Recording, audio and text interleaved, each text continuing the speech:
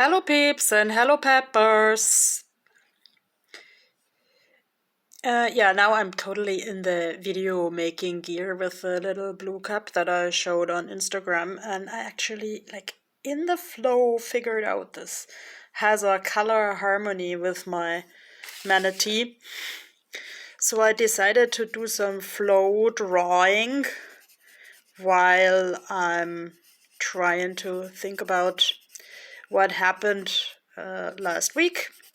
I think I mentioned that one day that I attended a writing class at the end of October, and there was a lot of talk about flow writing. So just write what comes, and that makes the book grow. And let's say when I'm rereading that now for my Nanowrimo project, that had sort of its first step towards coming into the world in this writing class. When I'm reading that, it's actually not that bad. Of course, there are still many research points and small details missing, and some things where I think again, I can't write this like that, and I have to talk to this person first, but hey, first I have to write. And similarly, I started drawing in the flow, and that actually gave me some really good times at parties at my favorite book cafe, because drawing keeps me attentive, and then the people ask can we use that as an advertising? Can we or what is it? Or could you also draw whatever people would like? Drawing in the flow, drawing whatever happens, helps me a lot, communicating. And writing just what happens in my brain gives me more ideas about what actually happens in my brain. This week, I think the theme is really letting go of old conventions. And yes, I was supposed to attend a needlework evening in a community space, and then suddenly there was an established crime author for a visit who is also interested in the Northwest Icelandic sea monsters. And if you have seen some of my old YouTube videos, you might know that I actually am interested in cryptozoology and where these legends come from. So I believe that Fjörulatli is an authentic animal that is related, like a sister taxon, to the manatee. And then I had the loveliest conversation with the author about ethnological ponderings towards the sea monsters. And there is a book to the effect that I still have to sign out of the library. I'm going to the library today to meet some Nanowrimo folks, and then we had also a good conversation, the writer and I, about, is Fjörulatli actually a monster? Could he actually be a pretty decent guy who wanted to protect the people from drowning or something?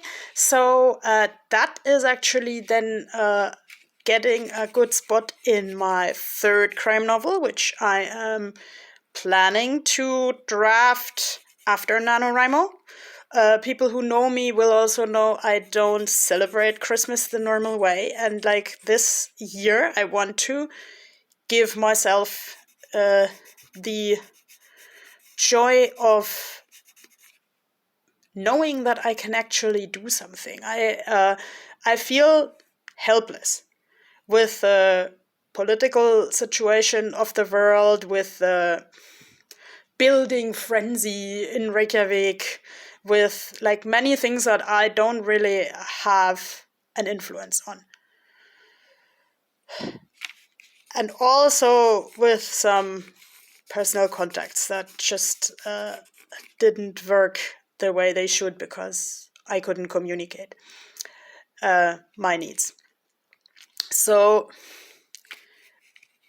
I want to give myself an Advent time and a Christmas time where I can spend quality time with myself, but also with people with who I can really communicate well. And where I can actually do something, where I can feel I have agency. And when I feel I have agency, I also have more love for people, if that makes sense. And yes, I really, really, really want to finish this first draft for the Nanowrimo novel during Nanowrimo, and the third one during Advent time. Like, in the beginning, I envisioned that the story of the Nanowrimo book, as it's told, finishes with the characters celebrating Christmas together. But like now, the way it looks, like it ends with a concert. Yes, sirens, the sirens are singing. Yeah, the manatees are, of course, one of the bases for the possible basis for mermaids, for the legend of the mermaids. I have talked to people who have claimed they've seen mermaids and mostly say that like the more you pay attention to the small things around you, the more you notice that there are things that other people wouldn't consider possible. I haven't seen a mermaid with my own two eyes, but I have seen a lot of manatees on YouTube, and I actually like how they are like group animals and caressing each other. Even though I'm not necessarily a touchy-feely person, I like how the manatees caress each other. It's on my bucket list to bottle feed a manatee calf. And yeah, I actually think Fiorulatli is more social than he looks.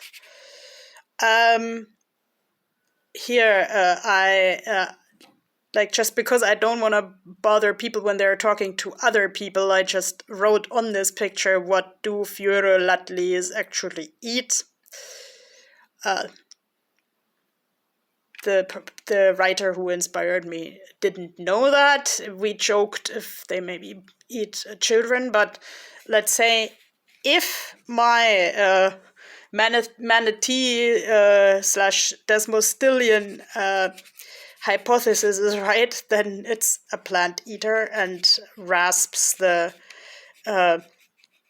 seaweed off the stones with those teeth. And I like eating seaweed. I always do this at our autism meetings. And like the legend of Fiorulatli, I have long red hair and I click when I walk. Like Fiorulatli has seashells in the pelt, and I have a cane with a joint that just clicks.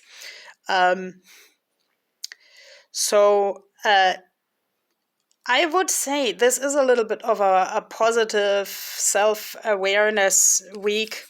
I want to have a community where the people and the animals, let's say, touch each other when they really feel the need to, but also leave each other alone when they feel the need to. I want responsible building in my surroundings. I want to, sort of like some of my friends, see the innovation in the like new constructions in Reykjavik. I want to learn something about how people live, but I don't want to stress myself too much, because if I only spend all day long like just making life work and worrying about what other people do, that's not healthy either. So and I want to establish a good habit for the rest of November, because I think I told you that like this Inktober, this drawing month, was about creating good habits. So now I want to create a good habit of making a video a day for the rest of November, maybe on Instagram, maybe on YouTube. We'll see how that pans out, but I want to make space in my life for this. It's important to me to deliver these endless monologues. I so like this autism video where someone said some autistic people enjoy being teachers because then they can deliver endless monologues about their special interests. And let's say if I ever find a real Fiorolotli and can tell you what it eats, you will be the first people to know. And let's say since my crime novel for the Nanowrimo is connected to a piece of Lost Wave, and it's also like the book is called The Lost Wave, literally. Maybe, just maybe, this piece of music gets found while I'm writing. I wouldn't personally know how to find it because, like, in the story, it's just like similar to the lost waves that have been found in reality. It's just like one person making the right connection, and the thing has always been there. But like, of course, in a book, it's more dramatic because in the book, it's connected to a really dramatic love story. So I hope to see you soon, and I hope to read you soon, and don't let the Fiorolotli eat you. Well, you're not seaweed. So, stay safe and take care of yourselves, and let me know in the comments how your week was. Keep the comments respectful, and see you. Bye bye.